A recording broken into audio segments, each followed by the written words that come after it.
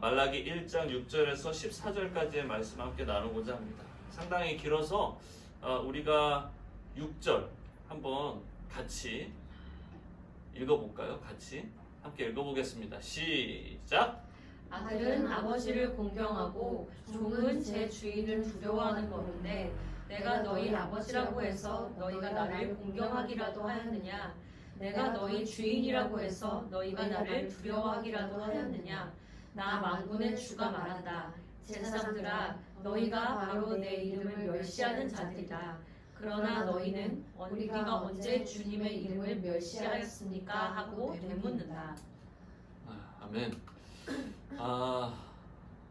요것들은 아니고, 자, 오늘 말씀의 제목은 회복하라라는 말씀으로 함께 나누려고 하는데요.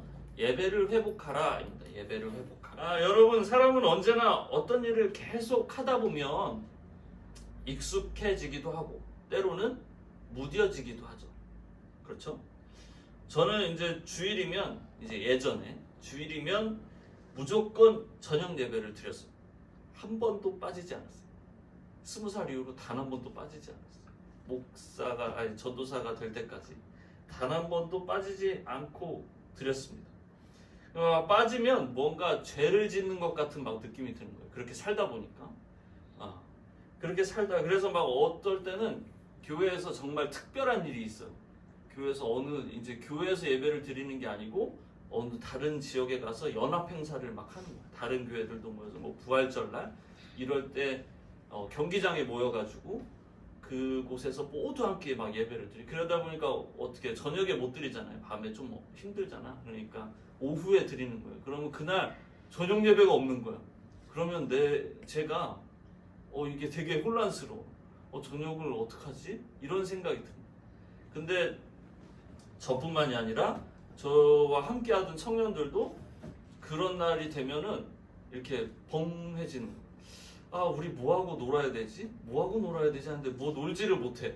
그러다가 그냥 막 차 한잔 마시다가 그냥 저녁을 그냥 허비해버리고 막 이랬던 적들이 막 있어요. 이제 그렇게 하여튼 제가 이렇게 저녁 예배를 빠지지 않고 드리다가 진짜 이제 처음으로 전도사가 돼서도 계속 저녁 예배를 드렸잖아요. 그러다가 필리핀에 이제 가게 됐어요. 필리핀 선교지로 이제 단기 선교로 이제 아내와 함께 떠나게 됐어요. 근데 딱 거기는 주일날 오전 예배 딱 한 번 있는 거예요.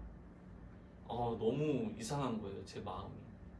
딱 오전 예배를 마치고 점심을 먹고 숙소로 딱 들어왔는데 이게 뭐 더 이상 여기는 필리핀이니까 또 알지도 못하잖아. 주변에 누구 아는 사람도 한 명도 없고 아내랑 저랑 둘이 숙소에 가만히 앉아서 뭐하지 막 이러면서 하루 종일 있었던 막 기억이 있어.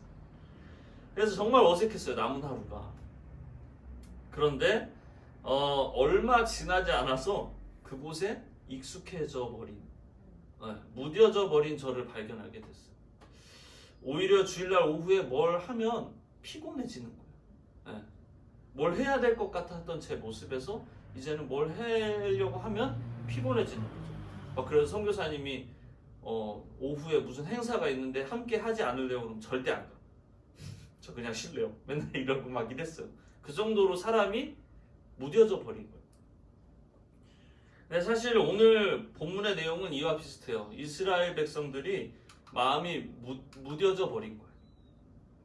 어떻게 무뎌졌는지 우리가 한번 좀 알아봤으면 좋겠는데, 성전 재건이 이제 마무리되고 이제 이스라엘 백성들이 예배를 계속 드리기 시작해요. 백성들이 예배를 정말 잘 드렸겠죠. 이제 포로에서 끌려 나왔잖아요. 이제 다시 해방이 돼서 나와서 성전 재건을 이제 마무리 짓고 예배를 막 드려요. 얼마나 기쁠까. 첫 예배 드릴 때 막 감격스럽지 않을까.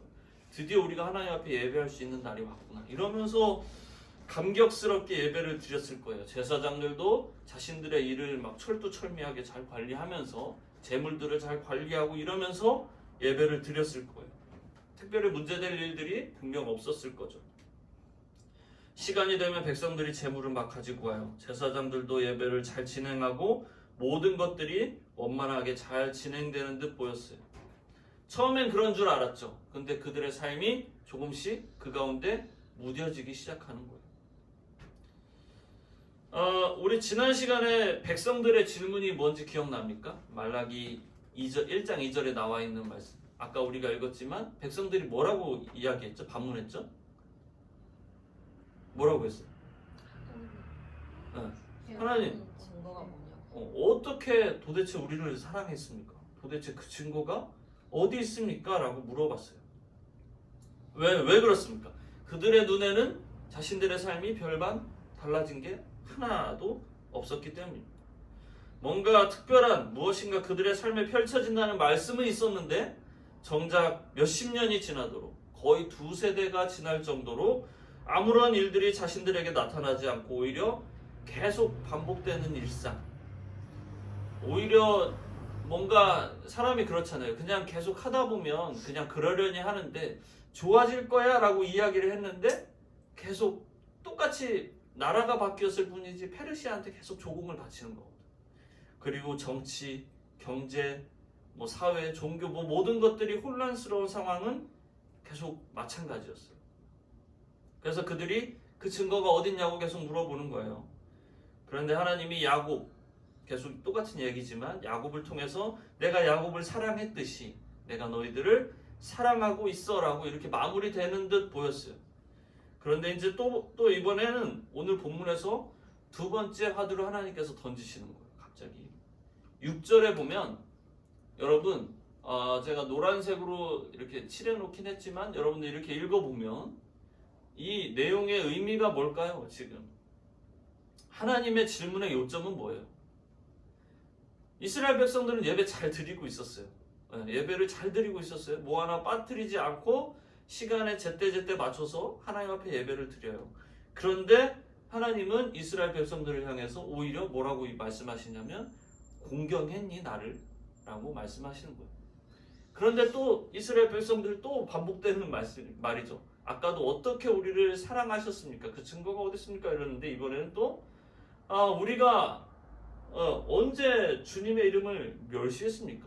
우리가 언제 주님을 그렇게 천하게 여겼습니까? 우리가 언제 그랬습니까? 라고 이야기하는 거예요.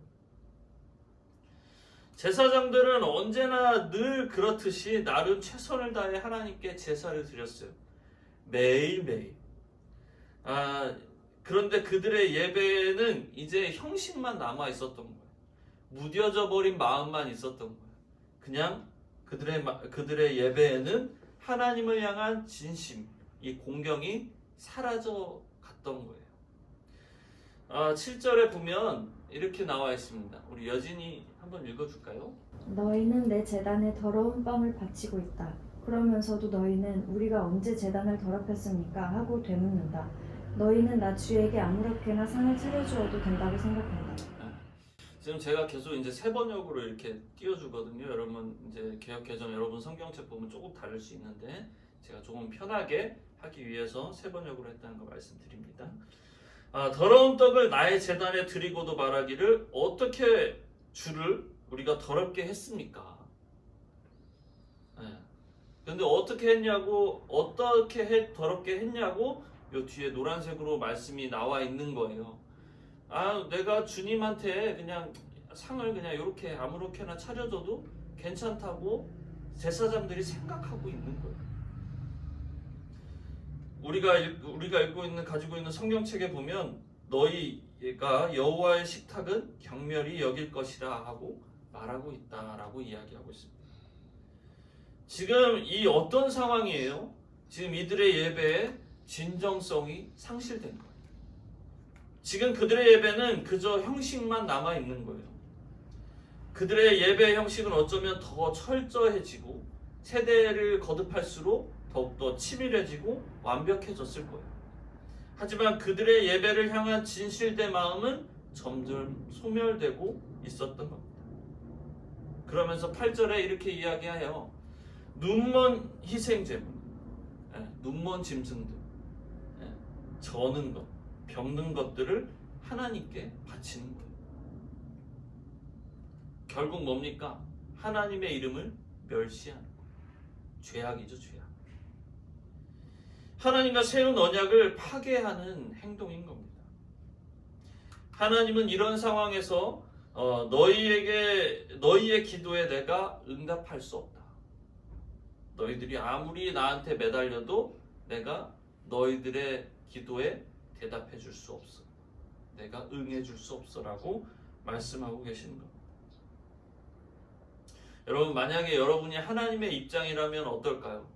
이스라엘 백성들이 이렇게 이야기할 때 여러분 역시도 마찬가지 아닐까요? 그래서 하나님께서 결국 이 거친 생각, 막 이게 자꾸 생각이 나요. 임재범의 노래가 생각이 나는데, 내 거친 생각과 막 이런 생각이 나는데, 하나님의 막 마음이 처절했던 것 같아요. 막 분노가 쌓이고, 내가 니네들을 어떻게 키웠는데 니네들 나한테 이렇게 할 수밖에 없니?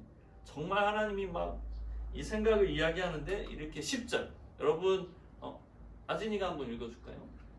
너희 가운데서라도 누가 성전 문을 닫아 걸어서 너희들이 내 제단에 헛된 불을 피우지 못하게 하면 좋겠다. 나는 너희들이 싫다. 나 만군의 주가 말한다. 너희가 바치는 제물도 이제 나는 받지 않겠다. 되게 충격적이지 않아요? 하나님이 제사를 안 받으시겠대. 이런 거 많이 못 받잖아요, 그죠? 하나님이 제사를 받지 않으시겠다. 이제 교회 문 좀 누가 닫았으면 좋겠어. 예배 좀 안 드리게 했으면 좋겠어. 라고 말씀하시는 거예요. 내가 너희를 기뻐하지 않아. 세 번역에 이렇게 나와 있죠? 나는 너희들이 싫다. 네. 물론 하나님의 마음이 100% 이런 건 아니겠죠. 하지만 정말 싫으셨던 것 같아요. 너희의 손에 닿은 그런 재물들 나는 꼴도 보기 싫다. 라고 말씀하고 계십니다. 여러분, 그냥 상상을 해봐요. 여러분이 정말 싫어하는 사람이 있어요. 여러분이 정말 경멸하는 사람, 치가 떨리는 사람이 있죠. 지금 아진이가 막 눈썹을 막 이렇게 하면서 얘기를 생각을 하는데, 있어요. 나도 있어. 솔직히 있어. 다 있잖아. 근데 그런 사람이 만약에 내 옆에 갑자기 나타나서 사랑해 라고 이야기한다고 생각해. 아진이가 계속 표정으로 이야기를 하는데 아마 너무 싫을 것 같아요. 그리고 사랑해 하면서 막 선물을 줘. 그리고 그 선물을 내가 집에다 이렇게 보는 눈앞에 막 놔야 되는 그런 상황이 펼쳐진다고 생각해봐요. 여러분들의 마음이 어떨까? 그 선물만 봐도 막 끔찍할 것 같아요. 상상이 나고 그 사람의 막 모습과 막 그런 것들이 있잖아요. 진짜 짜증이 나지 않을까? 근데 모든 백성이 지금 제사를 드려. 모든 백성이 하나님 앞에서. 제사를 여러분 진행을 하려면 얼마나 많은 시간이 걸리는 줄 알아요? 일단은 짐승을 잡아야 돼요. 짐승을 잡고 피를 빼야 돼. 그리고 각을 떠야 돼. 그리고 그거를 태워야 돼. 여러분, 그게 얼마나 많은 시간이 걸릴까? 근데 그거를 매일 해요. 매일. 이스라엘 백성들 매일 아침 저녁으로 합니다. 아침 저녁. 제사를 드려요. 하나님이 그 모습을 매일매일 지켜보고 계시는데 얼마나 가슴이 아플까? 얼마나 분노가 나실까? 그런데 제사장들은 할 말이 있을까요? 없을까요? 여기 지금 제사장들하고 사실 이야기하는 건데 제사장들이 할 말이 있을까요? 없을까요? 응? 누가 얘기했어요? 누구 어디서 뭐 들렸어? 내 순간 할 말이 있겠죠. 그들 역시도 할 말이 있어요. 하나님, 우리가 일부러 그럽니까?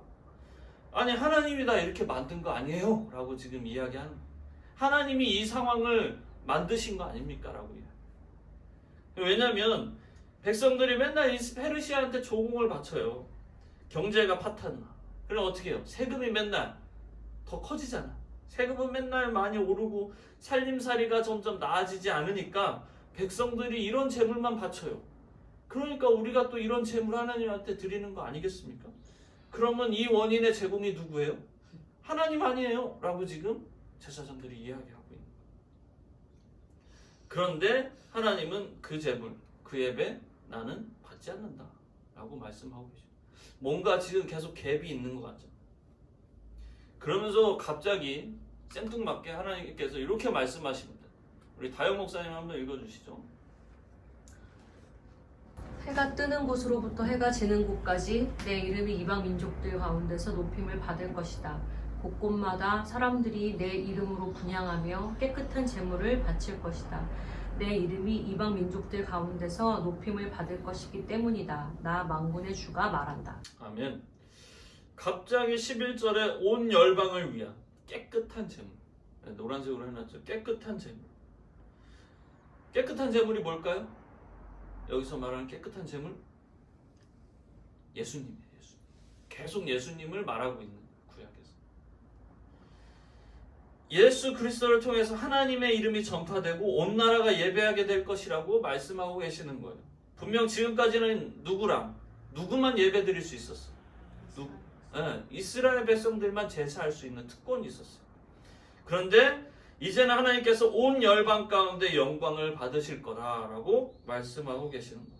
무엇을 통해서? 깨끗한 제물, 예수님을 통해서 받으신다라는 겁니다. 여러분, 이런 충격적인 이야기를 들었어요. 그러면 어떻게 해야 될까? 백성들이 위기감을 받아야 되지 않을까요? 제사장들이 그렇구나, 내가 잘못하고 있다. 이러다가 우리가 드리는 이 특권이 정말 다른 이들한테 넘어가 우리는 팽당하는 거 아니야? 뭐 이런 생각들을 가질 수 있어서 하나님 앞에 돌아가야 되는데 이들의 모습은 그저 한 귀로 듣고 한 귀로 흘리는 거예요. 12절과 13절에 이렇게 나와 있습니다. 우리 하영이가 12절 13절 한번 읽어줄까요? 그런데 너희는 주님께 차려드리는 상쯤은 더러워져도 괜찮아 하면서 너희들도 싫어하는 음식을 제물이라고 그 위에 바치니 너희는 지금 내 이름을 더럽히고 있다. 너희는 또 이 얼마나 실증나는 일인가 하고 말하며 제물을 멸시한다. 나 만군의 주가 말한다. 너희가 훔쳤거나 절뚝거리거나 병든 짐승을 제물이라고 가지고 오니 내가 그것을 너희에게서 달갑게 받겠느냐? 나 주가 말한다. 12절부터 보면은 일단 제사장들이 그 한 귀로 듣고 한 귀로 흘렸다는 의미를 정확하게 보여주고 있잖아요. 이 정도쯤은 괜찮아. 예배에 우리가 다 하고 이렇게 하는 게 중요하지, 이 정도 퀄리티는 하나님도 받아주시지 않을까? 계속 그들의 마음에 기준을 누가 정하는 거예요? 지금 제사장들이 정하고 있는 거예요. 하물며 자기들도 싫어하는 음식을 지금 하나님한테 어찌 보면 버리는 거잖아요. 이건 가장 좋은 것, 최고의 것을 하나님한테 드려도 인간의 한계잖아. 그게 최고인데, 그런데 그것도 안 되는, 그냥 우리 자기들 자체도 싫어하는 제물을 지금 하나님 앞에 드리고 있는 거예요. 그러면서 그 제사 드리는 그 예배 자체를 이들이 지금 뭐라고 생각하고 있어요?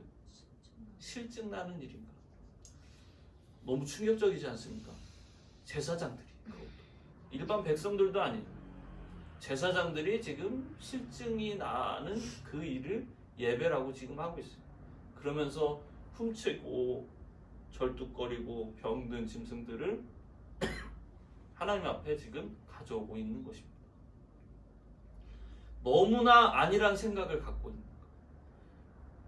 아까 처음에 얘기했죠? 이스라엘 백성들의 마음이 어떻게 된 거예요? 지금 무뎌져 버린 거예요. 처음에는 하나님을 향한 정말 뜨거운 사랑과 감사와 기쁨으로 예배했을 건데 지금 이들의 마음은 그냥 마음은 없고 형식만 남아져서 그냥 드리면 돼 라는 어떤 그런 패턴으로 지금 나아가고 있는 거예요. 제가요, 초등학교 시절에 정말 열심히 다닌 데가 한 군데 있어요. 어디냐면 오락실. 오락실을 정말 열심히 다녔어요. 거의 살았어요, 오락실. 초등학교 거의 2학년, 3학년 때 맛을 봐가지고 우리 집 그러니까 이렇게 왕복 2차선이죠. 왕복 2차선 건너편에 오락실이 있었어요. 그래서 맨날 거기 가서 살았어요. 돈이 있어도 가고 돈이 없어도 가고. 그래서 막 사장님하고 너무 친해져가지고 저를 측은히 여기사 이렇게 100원씩 주고 막 이랬어요. 그러니까 그거 가지고 가서 막 열심히 제일 오래 할 수 있는 거 막 이런 거 하고 막 그랬어요. 그런데 그런 쾌락에는 뭐가 따라옵니까? 고통이 따라오고 말이죠. 어느 날 부모님이 이제 몇 시에 옛날에는 이 핸드폰 없잖아요. 그러니까 뭐 어떻게 해요? 부모님하고 이야기를 하죠. 약속을 해요. 몇 시에 이제 밖에서 놀다가 들어와. 왜냐면 할머니 댁에 갈 거니까 이제 들어와야 돼. 할머니 댁이 이제 타지방이니까 돌아와야 돼 라고 이제 하셨어요. 그런데 이제 제가 정신줄을 놓은 거지. 네. 게임을 너무 열심히 하고 그곳에 너무 심취하다가 사실 하고 있지 않았어요. 그냥 구경하고 있었어.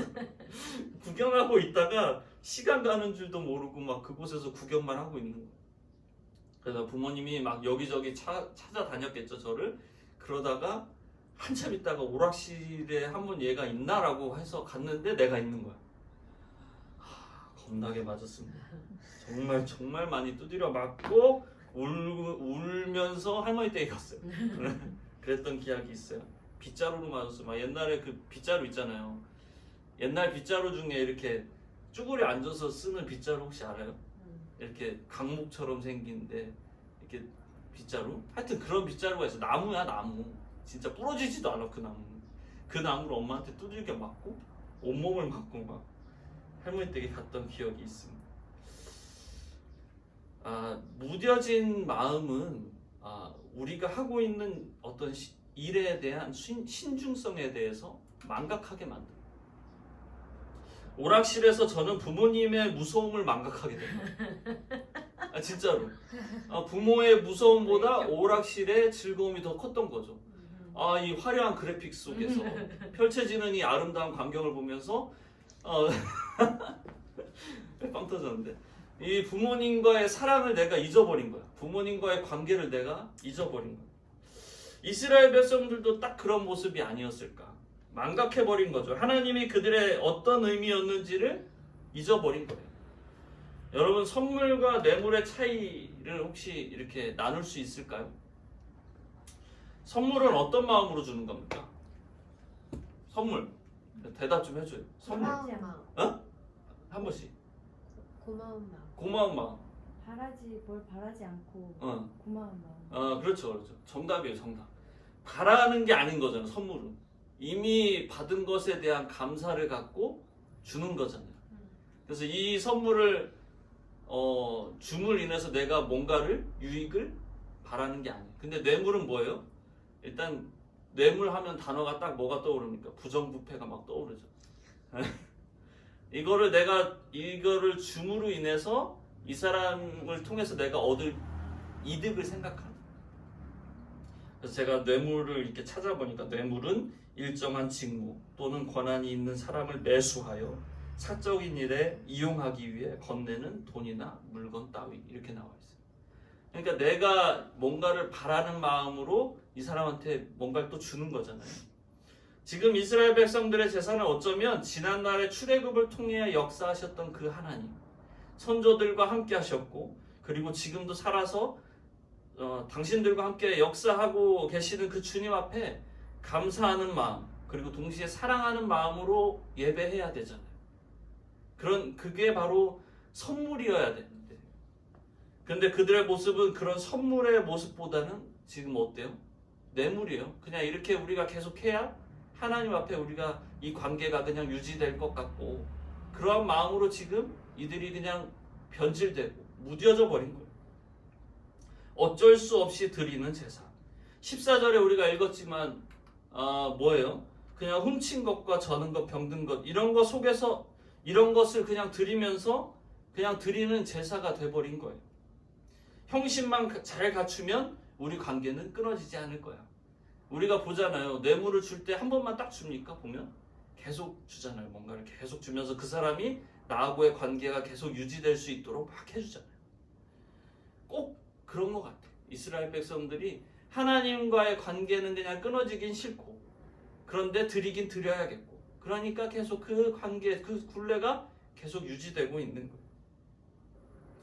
그런데 여러분 보면 가만히 이 본문을 이렇게 보면서 제가 드는 생각이, 우리가 드리는 헌금은 어떤가 그런 생각을 해봤어요. 사실 우리 지금 교회뿐만이 아니라 우리가 살고 있는 이 시대에 드리는 헌금이 선물의 개념이 많을까요? 뇌물의 개념이 많을까? 무엇인가를 바라는 마음으로, 때로는 의무감으로 어쩔 수 없이 드리는 그런 헌금이 우리 가운데 많지는 않을까? 다 잘못됐다 말할 수는 없지만 우리가 일반적으로 헌금을 드릴 때, 그냥 우리가 평소적으로 드릴 때도 그런 마음들이 많이 있지 않나, 그런 생각을 해보게 됩니다. 받은 게 너무 많아서 감사한 마음보다는 더 나은 미래, 더 나은 축복을 위해 우리가 그것들을 헌금을 드리고 있지는 않은가. 우리의 마음을 한번 다시금 되새겨보는, 되돌아보는 시간이 되었으면 좋겠어요. 자신이 원하는 어떤 미래의 바램보다는 지난달의 인도하심과 현재 지금도 역사하고 계시는 그분의 사랑에 감사함으로 나의 것을 드리며 그러므로 나아갈 수 있는 저와 여러분 되기를 진심으로 소원합니다. 요즘 한국 교회의 가장 큰 이슈 되는 부분들이 있죠. 뭘까요, 여러분? 코로나19로 인한 정부의 지침 발표 있잖아요. 뭐가 금지됐어요, 지금? 한국 교회? 혹시 아세요? 이게 뭐예요? 모임. 그렇죠. 소모임. 맞아. 말하고 뭐까지 나왔는데 뭐는 모임, 소모임, 소그룹. 정규 예배는 이제 가능해요. 방역을 하면서 가능하고 모든 예배가 가능합니다. 하지만 예배를 제외한 소그룹, 소모임들은 금지하게 되었죠. 저는 이거를 옳고 그름을 따지려고 하는 건 아니에요. 근데 이제 덕분에 어떻게 보면 아직 한국 신학자들도 정립하지 않은 예배의 어떤 이 부분이 있거든요. 어디까지가 정규 예배고 어디까지가 모임이냐, 이거 사실 아직 우리 신학교 안에서도, 학자들 안에서도 정리되지 않았거든요. 그런데 한국의 정부가 정리를 딱 해줘버려요. 뭐 좋고 나쁘다를 떠나서 개신교의 정규 예배를 주일 예배, 수요 예배, 우리가 많이 드리는 금요 철야, 그리고 새벽 예배 정도로 기준을 갖게 돼요. 제가 여러분들과 나누고 싶은 이야기는 뭐냐면 무엇이 예배인가 하는 부분이에요. 무엇이 예배인가. 주일 예배는 어때요? 대예배니까 중요하죠. 그래요? 수요 예배는 좀 덜 중요하죠. 새벽 예배는 덜 중요하죠. 그렇지 않아요? 그래서 사람들의 숫자도 다르잖아. 대예배는 다 나와. 무조건 드려야 돼. 근데 수요 예배는 드려도 안 드려도 뭐 그럴 수 있어요. 새벽 예배는 정말 의지가 있는 분들이 드리는 예배, 뭐 이런 식으로 생각하잖아. 예배의 의미가 무엇입니까, 여러분? 여러분 오늘 이 자리에 나올 때 무슨 마음으로 나왔어요? 솔직하게. 오늘 좀 무거운 얘기를 계속 하는데 어쩔 수가 없어. 여러분 어떤 어떤 마음으로 이 자리에 나왔습니까? 아까 선물과 뇌물처럼 정말 감사하는 마음, 나를 살리시고 나를 인도하시는 그 하나님의 은혜를 느낌으로, 기쁨으로 이 자리에 나왔습니까? 아니면 일요일, 주일이니까 어젯밤에 카톡에 분명히 목사님이 늦지 말고 나오라고 해서 그래서 나왔습니까? 하나님은 어떤 예배를 원하실까요? 하나님은 예배드리는 시간, 그런 거를 정하셨을까? 하나님은 오늘 이 자리에 나와서 예배하는 우리의 찬양의 소리의 데시벨, 헌금의 액수, 말씀 듣는 자세에 관심이 있으실까? 그것보다는 하나님은 그분과의 관계가 올바로 서 있는 것에 더욱 초점이 맞춰져 있는 겁니다. 그분과 우리가 소통하고 있는가, 거기에 하나님은 관심이 집중되어 있으신 거예요. 로마서 12장 1절을 보면 우리 하영이가 한번 읽어줄까요? 여러분의 몸을 하나님께서 기뻐하실 거룩한 산 제물로 드리십시오. 이것이 여러분이 드릴 합당한 예배입니다. 네. 삶이 예배가 돼야 한다는 거예요. 사실 제가 정말 이게 어떻게 보면 제 삶의 모토예요. 삶이 예배. 그래서 맨날 사역하는 데마다 거의 한 달에 한 번씩 꼭 이야기를 했던 것 같아요. 삶이 예배가 돼야 된다. 산제물로 하나님 앞에 드려야 된다. 원래 제물은 죽여서 각을 떠서 태워서 바치잖아요. 근데 사도 바울이 지금 뭐라고 이야기하냐면 우리의 모습으로 하나님 앞에 제사를 드려야 된다라고 이야기하고 있습니다.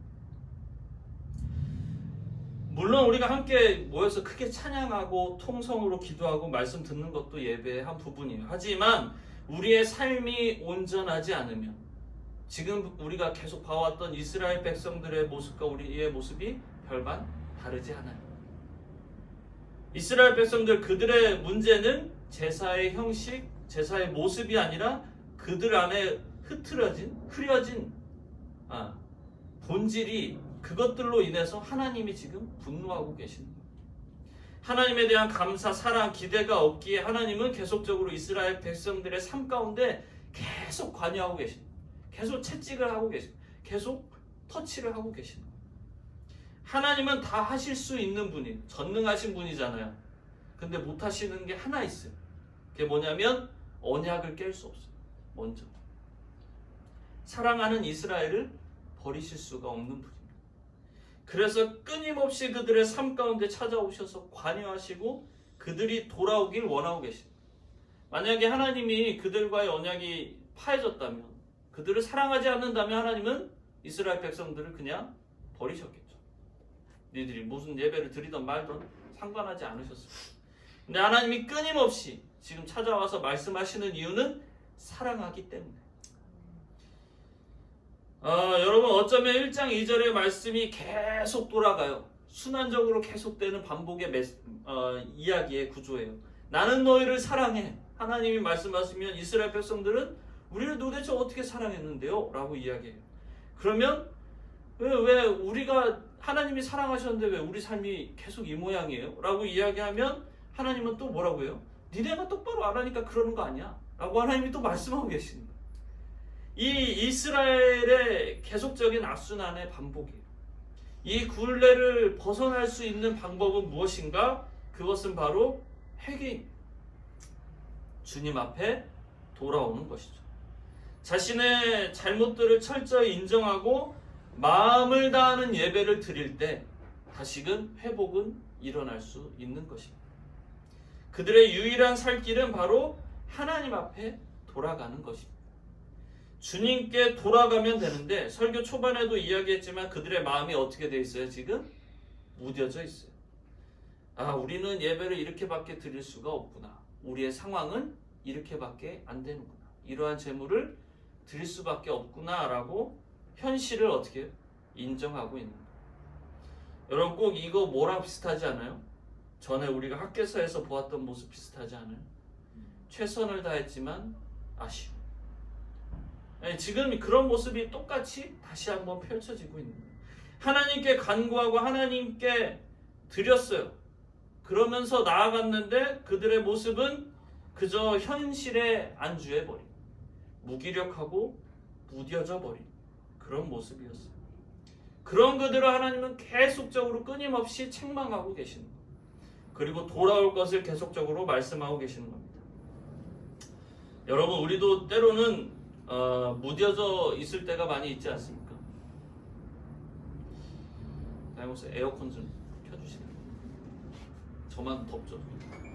하도 말을 많이 해서. 다시 할게요. 여러분, 우리도 때로는 무뎌져 있을 때가 많이 있지 않습니까? 습관적인 기도, 헌금을 드릴 때도 내 바램을 담은 그냥 헌금, 그냥 찬송도 멜로디에 어떤 감정을 실어 보내는 그런 찬송, 예배 후의 삶으로 돌아가면 예배 전과 별반 다를 거 없는 나의 모습들. 아니, 그냥 그런 거를 떠나서 지금 시국만 봐도 크리스천들이 이제 예배를 드릴 수 없구나, 소리내어 찬양하고 기도할 수 없구나, 그냥 낙담하잖아요, 사실. 그런데 하나님은 그런 우리를 향해서 지금 뭐라고 말씀하고 계시냐면, 말씀을 통해 돌아오라고 말씀하고 계셔요. 하나님, 우리 찬송할 수 없어요. 우리 같이 모여서 뜨겁게 기도할 수 없어요. 근데 뭘 어떻게 더 이상 하라는 겁니까? 하나님 말씀, 우리는 이야기하잖아요. 근데 하나님은 우리한테, 그런 우리를 향해서 지금 뭐라고 말씀하시냐면 예배의 본질을 깨닫기를 원하고 계십니다. 정부의 어떤 지침에 막 반기를 들고 싸워서 막 예배를 쟁취해 막 이런 말씀을 하시는 게 아니라 진정한 예배 가운데 나오길 원하시고 계십니다. 그럼 예배가 무엇인가? 우리가 한번 생각을 해봐야겠죠? 예배란 무엇일까? 예배란 무엇일까요, 여러분? 생각해 본 적 있어요? 예배가 무엇일까? 그런데 성경은 우리에게 가장 명확하게 이야기해주는 본문이 있는데, 로마서 우리가 12장 1절을 우리가 봤지만 2절에 뭐라고 나오냐면, 여러분 하얀색을 한번 보실래요? 하얀색. 이게 잘 안 보이죠? 네, 죄송합니다. 다음엔 더 잘해서 보여드리도록. 네, 하얀색이 뭐냐면 하나님의 선하시고 기뻐하시고 완전하신 뜻. 이것이 무엇인지 뭐 하는 거예요? 분별하는 게 우리의 예배예요, 사실. 하나님의 선하시고 기뻐하시고 완전하신 뜻을 분별하는 것이 바로 예배인 것입니다. 내 생각을 가지고 내 삶을 사는 것을 다 내려놓는 거예요. 온전히 주님의 뜻을 구하면서 주님과 함께 소통하면서 살아가는 삶. 주님과의 관계를 계속적으로 끊임없이 이어가면서 살아가는 그 삶이 바로 예배라고 오늘 말씀하고 계시는 거예요. 어려워요. 힘들어요. 사실 이렇게 살아가는 것이. 그런데 하나님께서 끊임없이 우리한테 말씀하시는 것이 무엇이냐면, 이 세대의 풍조를 본받지 말고 마음을 새롭게 합니다. 변화를 받아. 계속 끊임없이 우리가 노력해야 되는 것이 무엇이냐면 바로 이 위에 있는 것들이. 세상을 보는 게 아니야. 이게 막 영어 성경에 보면 풍조가 패턴으로 나오거든요. 패턴이 뭡니까? 뜻이? 유행이에요, 유행. 우리 땡땡이 온무늬 이런 거 있잖아요. 이게 패턴이잖아요. 근데 이게 또 유행이라는 뜻이 있거든요. 그래서 이 시대가 추구하는 그러한 어떤 것들을 우리가 바라보는 것이 아니라 진정 말씀 가운데 계속적으로 우리의 마음을 계속 끊임없이 갈고 닦는, 끊임없이 갈아엎는, 내가 가지고 있는 내 생각들을, 내 마음의 밭을 끝까지 갈아엎어서 새롭게 하여서 변화가 돼야 돼, 우리의 마음. 그래서 하나님의 뜻을 온전히 분별할 수 있는 그 마음을 우리가 소양해야 되는 것이죠. 그것이 바로 예배자의 삶인 것이죠. 여러분, 예배를 너무 국한짓지 않았으면 좋겠습니다. 오늘 이 시간부터 여러분들의 삶 가운데서 하나님과 함께하고 있는 그 삶이 바로 예배라는 사실을 여러분 계속적으로 생각하면서, 사실은 어떻게 보면 우리가 계속 긴장하면서 살아요. 때로는 어떻게 보면 우리가 계속 경외하는 마음, 우리 얘기 많이 했었죠. 경외가 뭐라고요? 두려워하는 거. 네. 우리가 하나님을 항상 두려워하는 마음. 하지만 그 하나님께서 나의 삶을 이끌어 주신 것에 대한 기쁨과 감사가 또한 같이 충만히 넘쳐 흘러야 돼요. 그 삶에서. 그것이 바로 예배라는 거예요. 예배의 본질을 우리가 잊지 말아야 할 것입니다. 그런 예배의 삶을 살아가길 원하고, 그리고 그분의 뜻에 합당한 예배를 드리며 나아가는 저와 여러분 되기를 예수님의 이름으로 축원합니다. 함께 우리 잠시 찬양하고 기도하는 시간을 가졌으면 좋겠습니다.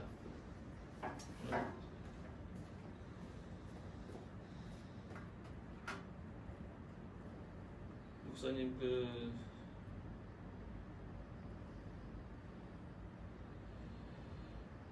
너 예수께 조용히 나가고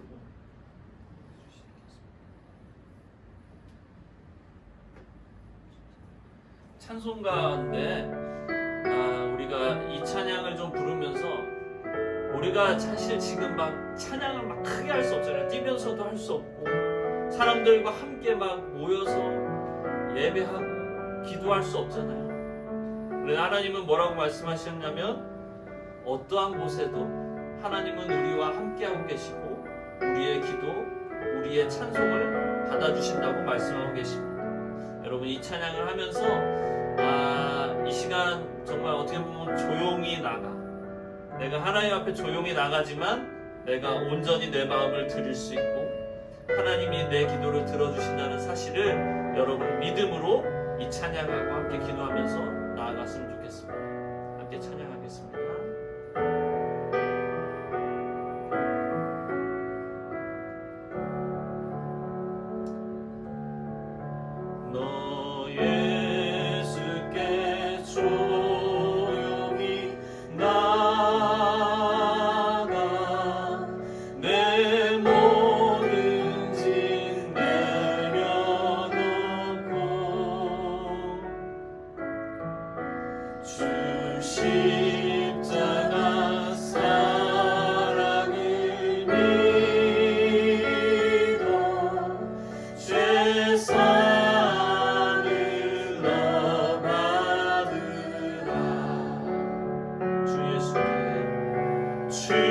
예수께 조용히 나가 내 마음을 쏟아놓아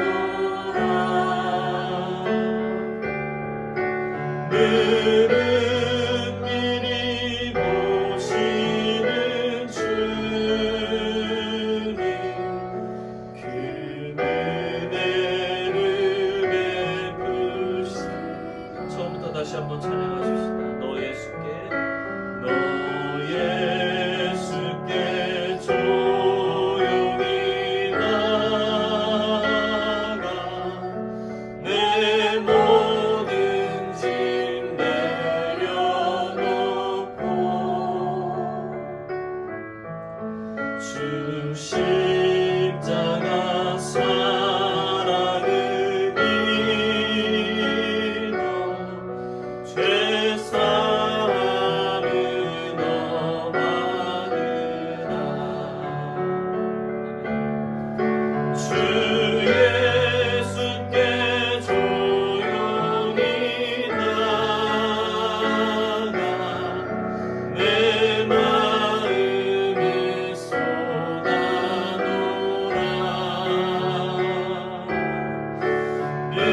늘은 미리 보시는 주님 그 은혜를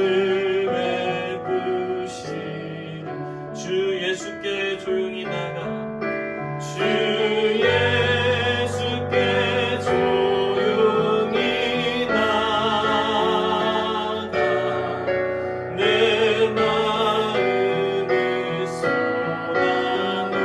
쏟아놓아 늘은 미리 보시는 주님 그 은혜를 베푸시니 마지막으로 다시 한 번 더 고백하십시다. 주 예수께 조용히 나가 내 마음을 쏟아놓아 늘은 미리 보시는 주님 그 은혜를 베푸시니 아멘. 이 시간 함께 마음이 감동이 되는 대로 주님 앞에 기도하며 나아가시겠습니다. 기도하시겠습니다. 하나님 감사합니다.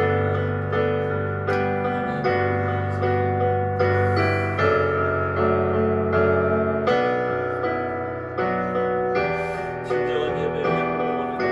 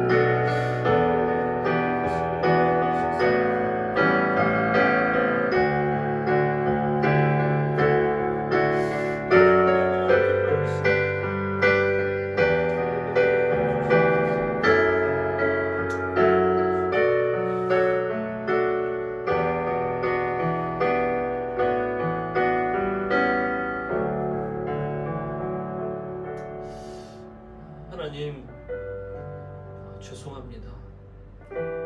하나님, 우리는 하나님 앞에 예배드린다고 고백하면서도 그저 시간만 지키고 장소만 지키고 하나님 우리의 형식만이 지키면서 근근히 나아갔던 모습들이 많이 있었음을 아버지 시로 고백합니다. 주여 우리의 마음 가운데 우리 모두에게 그러한 모습들이 많이 있다면 하나님 이 시간 회개하옵나니 주여 용서하여 주시고 다시 한번 삶을 통하여 드리는 아버지 하나님과의 관계가 아버지 긴밀한 하나님과의 소통이 튼실한 그러한 예배로 나아갈 수 있는 우리 모두가 될 수 있도록 주여 인도하여 주시옵소서. 지난날에 대한 감사와 하나님의 사랑으로 인한 예배로 드리게 하시고 하나님 우리의 낮고 천한 모습들은 철저히 내려놓게 하시고 우리가 기준 삼았던 우리가 생각했던 최선의 것들을 내려놓게 하시고 하나님 앞에 온전히 최고의 것을 드리며 나아갈 수 있는 그 삶을 살아갈 수 있는 우리 모두가 될 수 있도록 주여 인도하여 주시옵소서. 그래서 하나님께서 기뻐하시는 예배가 되기를 간절히 소원합니다. 하나님 오늘 이 시간 또한 그냥 나오지 않고 귀한 예물 드리며 나온 손길들이 하나님 상황과 환경이 어려워 하나님 앞에 많은 것들을 드리지 못한 주의 자녀들이 있습니다. 하나님 우리의 모습 우리의 마음이 하나님 그저 근근히 드리는 헌금이 되지 않게 하시고 뇌물과 같은 헌금이 되지 않게 하시고 감사함으로 하나님께서 기뻐하실 것들을 기대함으로 아버지 그러함으로 선물로 드리는 귀한 헌금이 아버지 우리 가운데 날로 풍성할 수 있도록 주여 인도하여 주시옵소서. 이제는 예수 그리스도의 구속의 은혜와 성부 하나님의 사랑하심과 성령 하나님의 인도하심이 하나님 앞에 하나님의 선하시고 기뻐하시고 완전하신 뜻을 분별함으로 주님과 함께 온전함으로 삶으로 예배드리며 나아가길 간절히 소원하는 우리 사랑하는 참빛 사랑 교회 모든 성도들의 머리 위에 이제로부터 영원토록 함께 계시기를 축원하옵나이다. 아멘.